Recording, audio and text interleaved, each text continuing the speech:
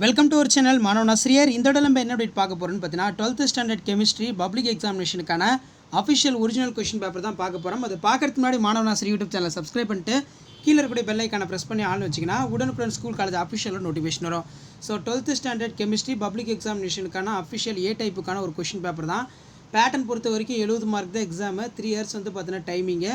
So மெயினாக வந்து பார்த்தீங்கன்னா 70 மார்க் இன்டர்னல் அசஸ்மெண்ட் ப்ராக்டிகல் இருக்கும், ப்ராக்டிகல் 10 இருக்கும். 20 மார்க் வந்து பார்த்தீங்கன்னா இன்டர்னல் அசஸ்மெண்ட் தான் 10 இருக்கும், ப்ராக்டிக்கல் வந்து பார்த்தீங்கன்னா 20. சரிங்களா? ஸோ 1 மார்க் பொறுத்த வரைக்கும் நமக்கு பார்ட் 1ல் 15 1 மார்க் கேட்பாங்க. இந்த 15 1 மார்க்கில் 10 புக் பேக்லேருந்து வரும், ரிமைனிங் 5 மட்டும் இன்டீரியர் டைப்லேருந்து கேட்பாங்க. ஸோ புக் பேக் 1 மார்க்கை நல்லா தரவு பண்ணிட்டு போங்க. ஆல்ரெடி வந்து பார்த்தீங்கன்னா இம்பார்ட்டன்ட் 2 மார்க் 3 மார்க் 5 மார்க் வந்து பார்த்தீங்கன்னா 12th ஸ்டாண்டர்ட் கெமிஸ்ட்ரி பப்ளிக் எக்ஸாமுக்கு அப்லோட் பண்ணியிருக்கேன்.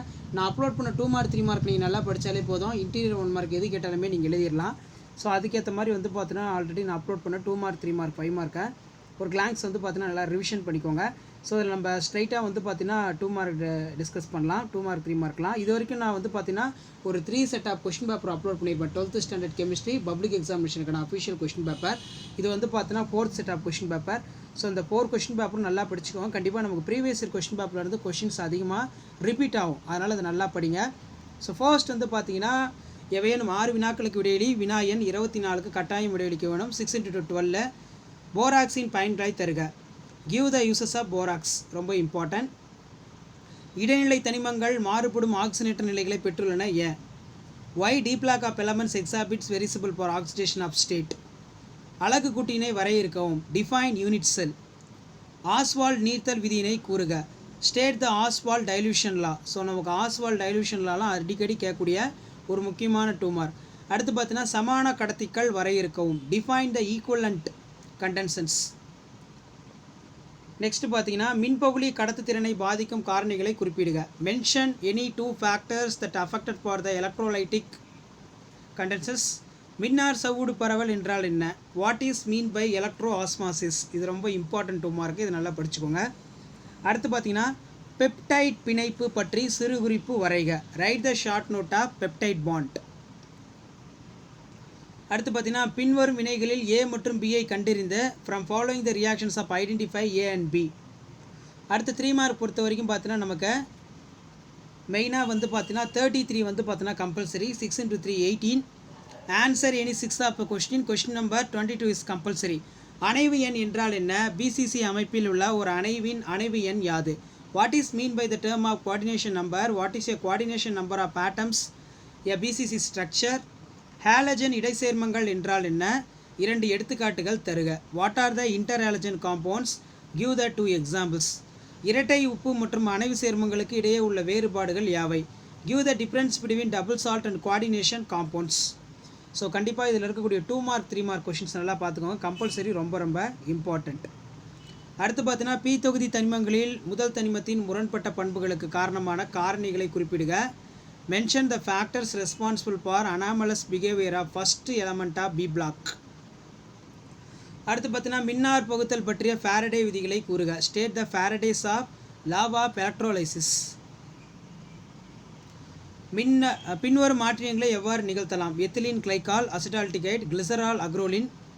Have are the following conservation affected? Ethylene glycol, acetaldehyde, glycerol, acrolein. Carboxylic அமில தொகுதிக்கான சோதனைகளை தருக. Give the test for carboxylic acid group. அடுத்து ரொம்ப இம்பார்ட்டன்ட் டிஃப்ரென்ஸ் பிட்வீன் டிஎன்ஏ மற்றும் ஆர்என்ஏ இடையே உள்ள ஏதேனும் 3 வேறுபாடுகளை எழுதுக. Give any 3 difference between DNA and RNA. பின்வருவனவற்றுள் சகப்பிணைப்பு படிவங்கள் மற்றும் மூலக்கூறு படிவங்கள், அயனி படிவங்கள் அல்லது உலோக படிவங்கள் என வகைப்படுத்துக. என்னென்ன கொடுத்துருக்காங்கன்னா வைரம், பித்தாளை, NaCl, நாப்தலின், குளுக்கோஸ், சிலிக்கான்.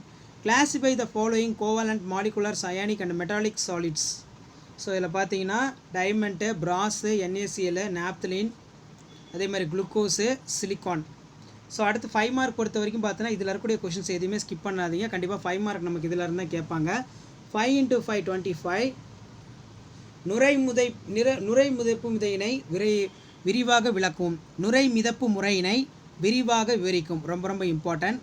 கந்தக டை ஆக்சைட்டின் வெளுக்கும் பண்பினை விளக்குக. ஹீலியத்தின் ஏதேனும் 2 பயன்களை தருக. ஸோ ஃபஸ்ட்டு ஒரு கொஷின் கேட்டிருக்காங்க, அல்லதில் வந்து பார்த்தீங்கன்னா ரோமன் டைப்பில் கேட்டாங்க. ஸோ இப்போ கந்தக டை ஆக்சைடை வெளுக்கும் பண்புக்கு 2.5 மார்க்கு, ஹீலியத்தின் ஏதேனும் 2 பயன்கள் இதுக்கு வந்து பார்த்தீங்கன்னா 2.5 மார்க். இப்படி தான் மார்க் அலாட்மெண்ட் இருக்கும். Explain the froth floatations of process, explain the bleaching action sulphur dioxide, write any 2 uses of helium. அடுத்து பார்த்தீங்கன்னா இடைச்செருகல் சேர்மங்கள் என்றால் என்ன, Ti3+ Mn2+ காணப்படும் இணையாகாத எலக்ட்ரான்களின் எண்ணிக்கையினை கண்டறிக, மேலும் அவைகளின் காந்த திருப்புத்திறன் மதிப்புகளை கண்டறிக. அடுத்து பார்த்தீங்கன்னா நமக்கு அல்லதுல விபி கொள்கையுடைய வரம்புகள் யாவை, ஏன் டயகாந்த தன்மை உடையது என்று விபி கொள்கையின் அடிப்படையில் விளக்குக. What is interstitial compounds, calculate the number of unpaired electrons Ti3+ Mn2+ and calculate the spins of magnetic momentum. What are the limitations of VP theory? Based on the VP theory, explain why. Diagramagnetic, அதாவது டயமேக்னெட்டிக்னு சொல்லுவோம். வினைவேகம் மற்றும் வினைவேக மாறிலி ஆகியவற்றுக்கிடையே உள்ள 2 வேறுபாடுகளை எழுதுக.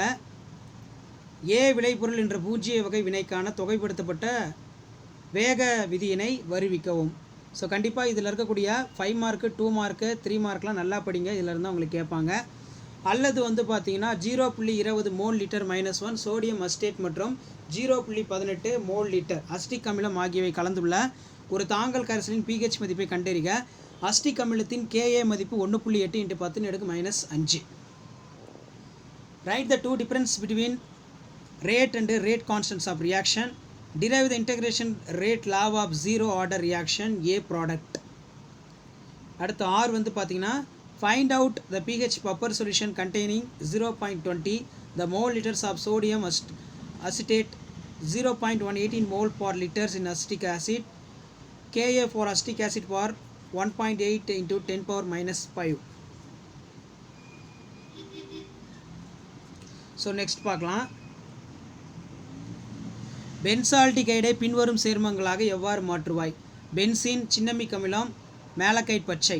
அல்லது ஓரின ஈரின மற்றும் மூவின ஆல்கஹால் லூயிஸ் சோதனையின் மூலம் வேறுபடுத்துக. டையத்தில் ஈத்தருடைய பயன்களை கூறுக. How will you convert the benzaldehyde into the following compounds?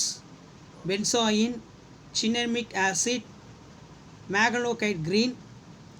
Differentiate primary, secondary, tertiary alcohol using Lewis test. Give the uses of diethyl ether. வினைவேக மாற்றி பற்றிய பரப்பு கவர்தல் கொள்கையினை விவரிக்கவும்.